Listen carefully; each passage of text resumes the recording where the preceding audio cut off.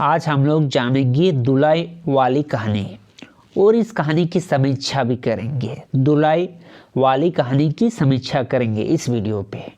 तो इसकी लेखिका के बारे में पहले जानते हैं। दुलाई वाली की लेखिका है राजेंद्र बाला घोष, जिसका बंग महिला के नाम से भी प्रसिद्ध है। राजेंद्र बाला घोष हिंदी का प्रथम मौलिक कहानी लेखिका के रूप में प्रसिद्ध थे। उन्होंने बहुत सारे बंगला कहानी को हिंदी में अनुवाद किया और ये कहानी जो कि दुलाई वाली कहानी 1907 ईस्वी में सरस्वती पत्रिका में प्रकाशित हुई।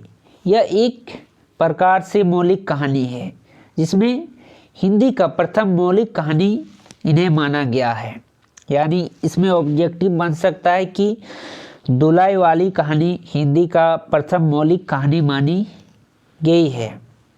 दूसरा कहानी ऑब्जेक्टिव इसमें बन सकता है कि 1907 ईस्वी में सरस्वती पत्रिका में इसको प्रकाशित किया गया। दुलाई वाली कहानी को सरस्वती पत्रिका में प्रकाशित किया गया 1907 ईस्वी में। इस कहानी का प्रमुख पात्र के बारे में जानते हैं। इस कहानी के प्रमुख पात्र है वंशीधर। वंशीधर कहानी का मुख्य पात्र है जो इलाहाबाद में रहने वाला है। वह सतर्क, बुद्धिमान तथा उत्साहित व्यक्ति है। दूसरा नवल किशोर। नवल किशोर वंशीधर का मेरा भाई है, मामा का बेटा है। उसे हंसी मजाक करना पसंद है। तीसरा है वंशीधर की पत्नी जानकी देही, जो एक सामान्य गृहिणी है। इसके साथ है नवल किशोर की पत्नी वंशीधर की सास, साला, साली, एकेवाल, रेल की यात्री तथा अन्य पात्र जो कहानी को आगे बढ़ाते हैं। तो कहानी की समीक्षा करते हैं। दुलाई वाली कहानी के बारे में पूरी विस्तार से रिव्यू करते हैं, यानी समीक्षा।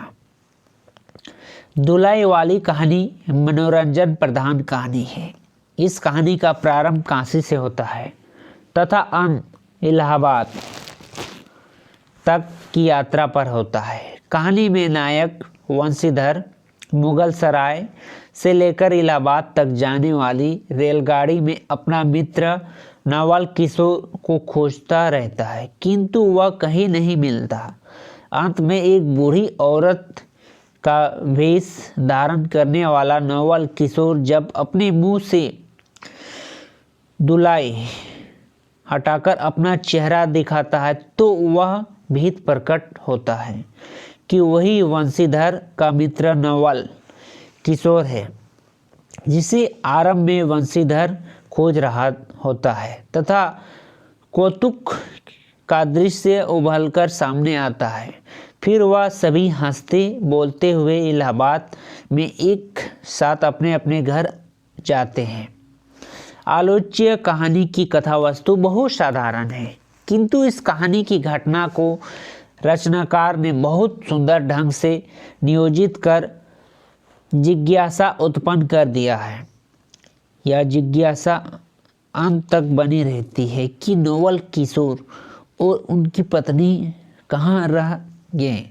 अंत में जिज्ञासा का समाधान होने पर रचनाकार के विवेक और उसकी मौलिक कल्पनाशीलता की कुशलता का परिचय मिलता है।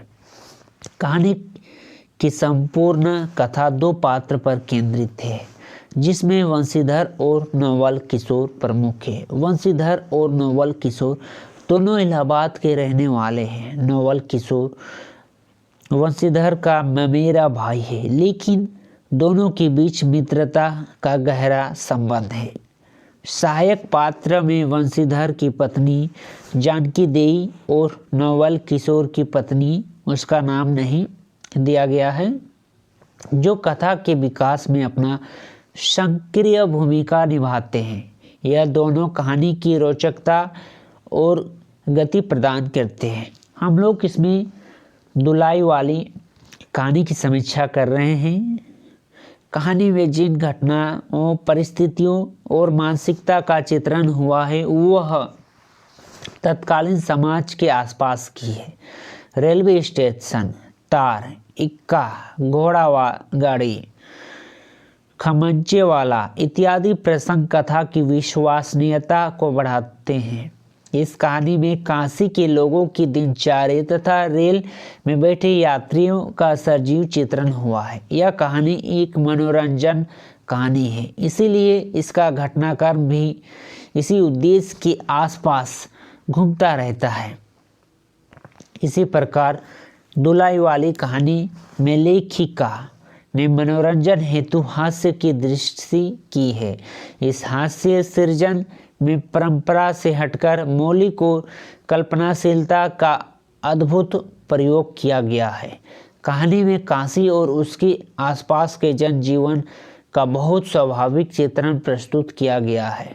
साथ ही स्त्री और पुरुषों का सोच और मनोभाव का भी सुंदर चित्रण है।